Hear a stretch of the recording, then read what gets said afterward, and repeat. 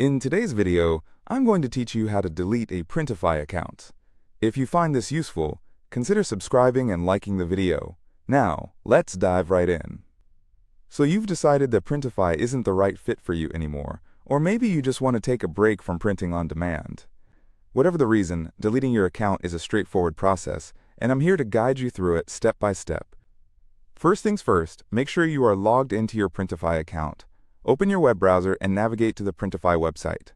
If you're not already logged in, enter your credentials, and once you're in, you'll see the dashboard that displays all your products, orders, and integrations.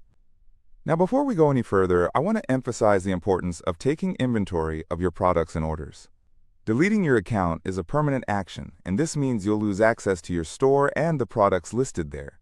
So, if you have pending orders or products you'd like to keep, consider downloading that information, or saving any assets you might need in the future. Once you're ready to move on, look for your profile settings. You can find this either at the top right corner of the page, or sometimes at the bottom of the sidebar menu, depending on the website's layout, which can change from time to time. Click on your profile icon, and this should lead you to a drop-down menu. Locate the option that says Account Settings or just Settings. Now that you're in the Settings area, look for the section dedicated to Account Management.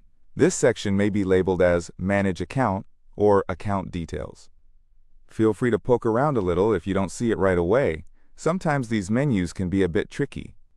As you explore this section, you should see an option for account deletion. The label may vary, but keep an eye out for terms like Close Account or Delete Account. If you can't find this option, don't worry. The Printify support team is always a phone call or email away if you need assistance. Once you find the option to delete your account, click on it. You may be prompted to confirm your decision. This is pretty standard practice to ensure that people don't accidentally delete their accounts. Read through any warnings carefully, since you don't want any surprises. You may be asked why you're leaving, which can be a quick multiple-choice question, or an open field where you can write your explanation. After you've completed that step, to finalize the deletion, you might need to enter your password again for security reasons. This is a common procedure to prevent unauthorized account deletions, and it adds an extra layer of security for you, the user. So don't skip this step. Once you've done all that, hit the final confirmation button. You should receive a confirmation message letting you know that your account is scheduled for deletion.